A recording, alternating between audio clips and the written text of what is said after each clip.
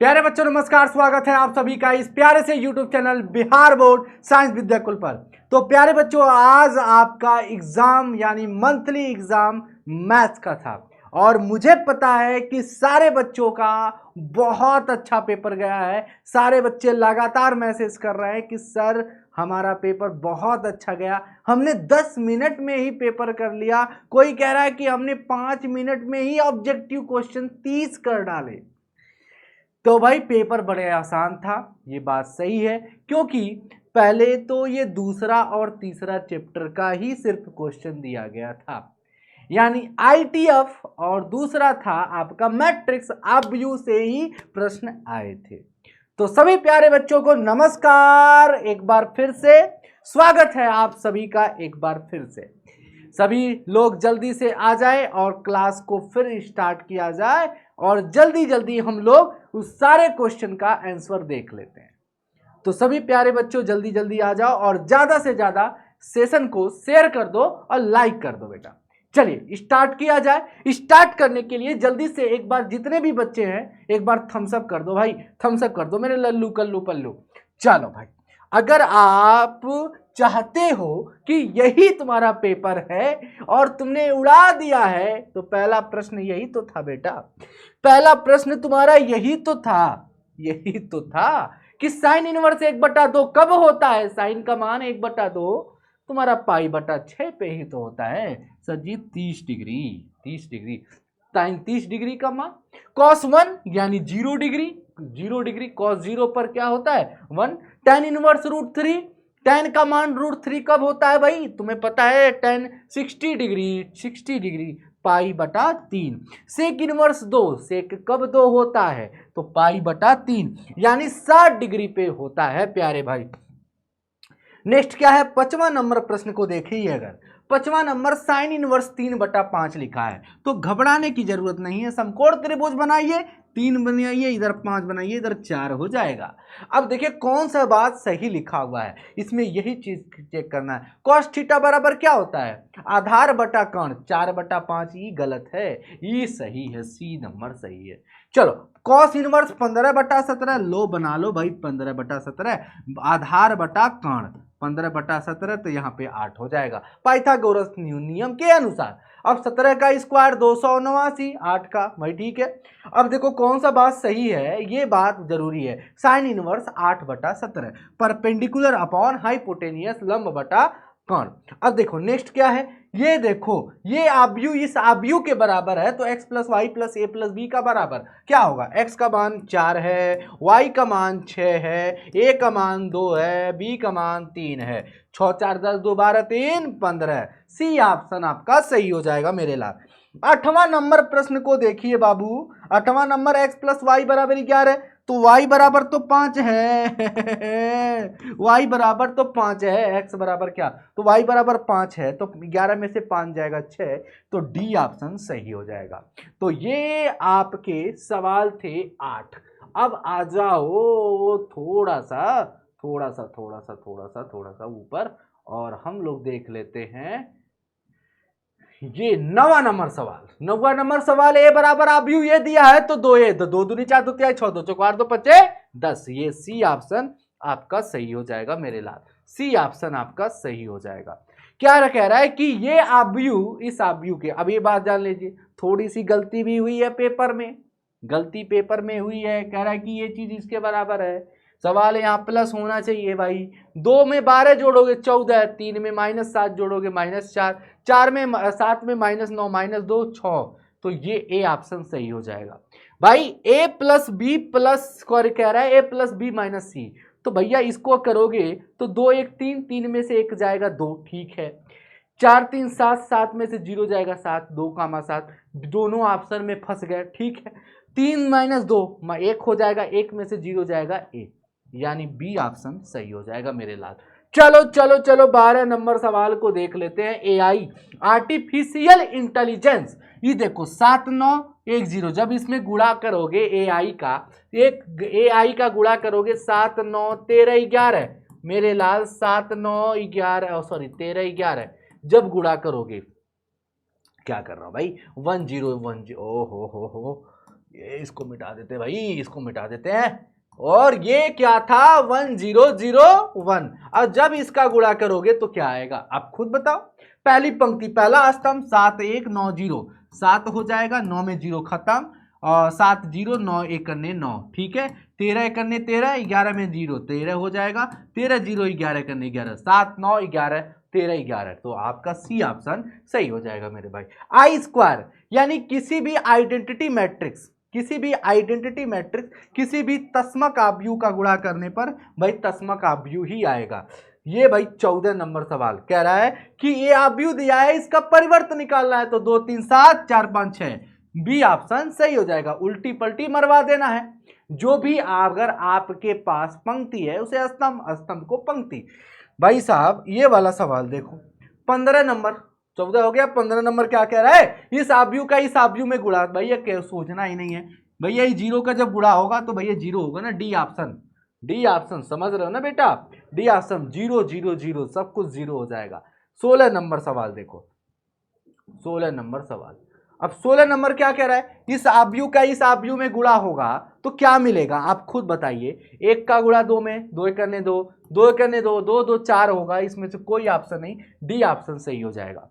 ये बताइए क्या होगा, इस सारणिक का मान ज्ञात करना है लल्लू, तो जब आपका पहली दूसरी पंक्ति 0 है तो भाई सारणिक का मान क्या होगा 0। कोई भी पंक्ति या स्तंभ 0 होता है तो ये बार बार क्लास में बताया गया, तो सारणिक का मान 0 होगा।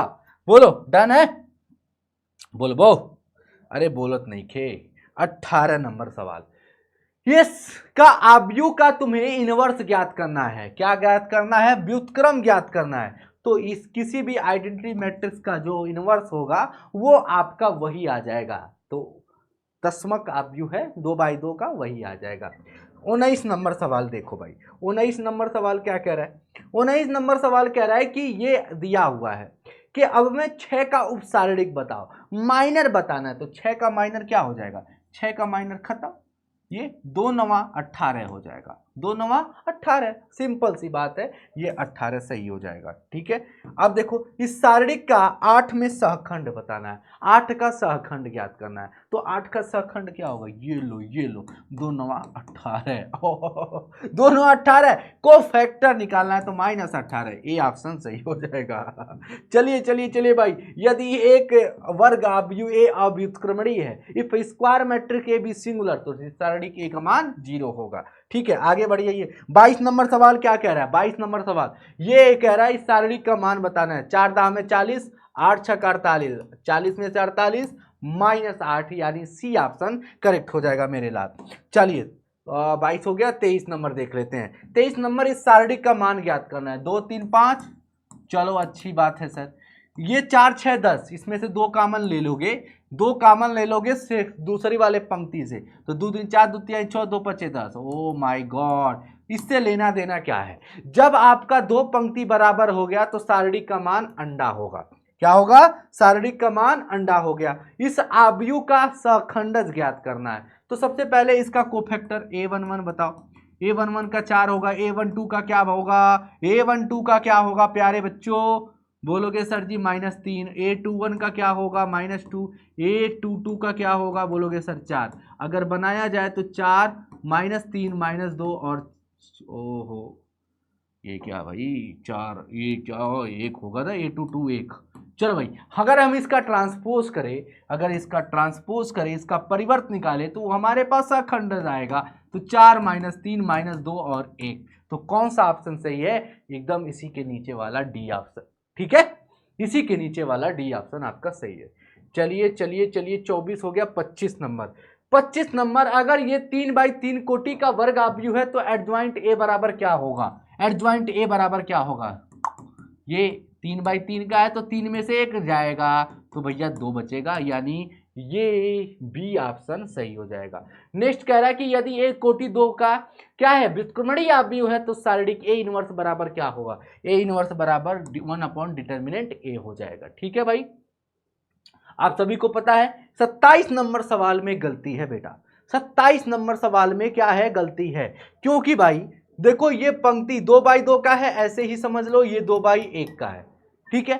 अगर देखा जाए तो भाई 2/1 का बनना चाहिए, 2/1 यहाँ पे कहीं पे दिख नहीं रहा है, इसलिए ये सवाल गलत हो गया है भाई, है ना। सवाल गलत हो गया। 28 नंबर सवाल भी 20011 है। 30 minute, 1 minute, 1 minute, 1 minute, 1 minute, अगर गुणा करेंगे भाई तो 121 आएगा। 4 0 121, 121 कहीं ऑप्शन में नहीं दिख रहा है, तो ये चौथा ऑप्शन, ये 28 नंबर सवाल भी तुम्हारा गलत है बेटा। 29 नंबर देख लेते हैं। 29 में 3 सवाल गलत हो चुके हैं पूरी तरह से 3 सवाल आपके गलत हो चुके हैं। ये देखो, 2 तिहाई 6, 2 पचे 10, 2 छके 12, 2 सत्ते 14, 6 10 14 12 14, ये ऑप्शन ही सही होगा।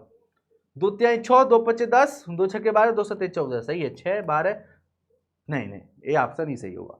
2 तिहाई 6, 2 पचे 10, 2 छके 12, 2 सत्ते 14, ठीक है।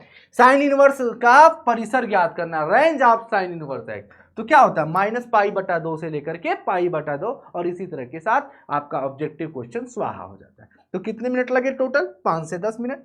तो जो बच्चा अच्छे से पढ़ाई किया था वो सारे बच्चे अच्छे से करके आए हैं। अभी देखो ये सवाल देखो, tan inverse 2x plus tan inverse 3x बराबर π/4, ये प्रूव करना है। a प्लस बी का फॉर्मूला लगा देना भाई, 2x प्लस 3x, और यहाँ पे लिख देना tan inverse upon 1 minus 2x into 3x, है ना भाई, यही तो है।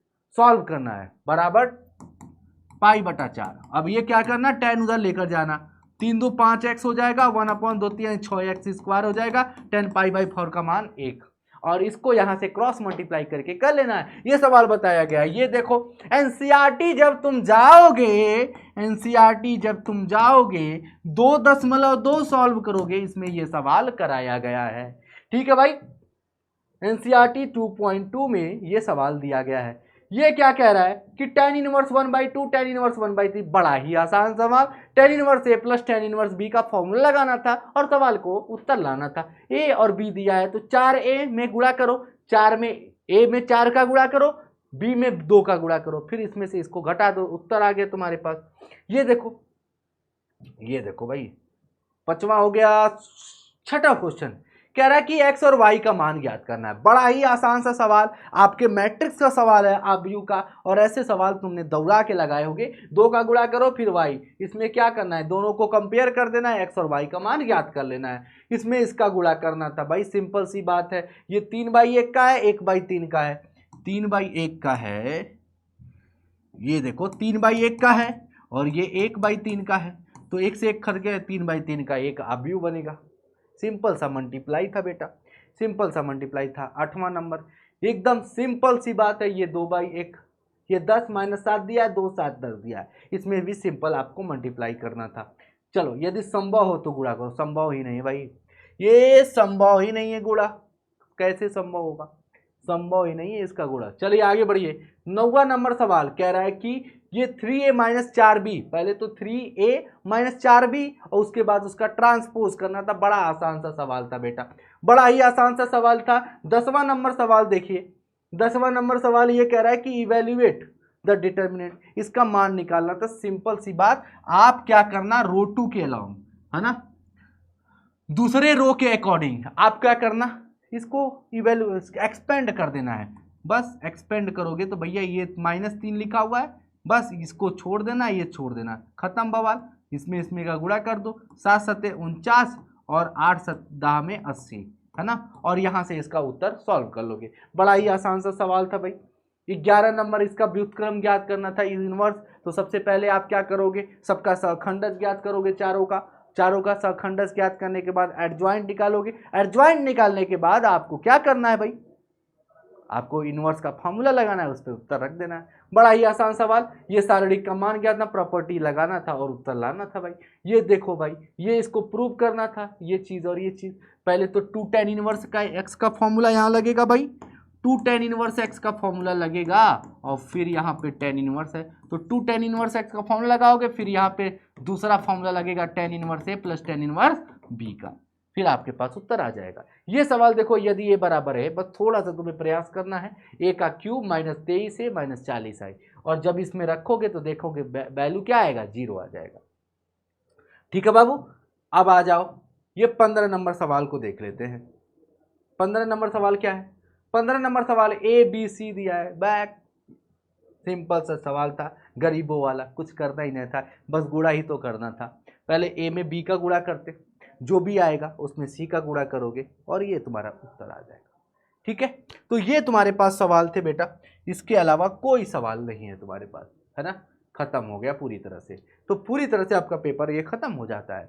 तो मिलते हैं, आप लोग को मन लगा के पढ़ना है, कहीं कब जाना नहीं है, कहीं घबराना नहीं है। हम लोग पूरी तरह से आपके साथ है, पूरी की पूरी टीम आपके साथ है, जो दिनों रात आपके लिए मेहनत कर रही है, आपके लिए भाई, है ना। तो प्यारे बच्चों, मिलते हैं अगले सेशन में और एनर्जी के साथ, तो thank you very much, love you all, bye bye.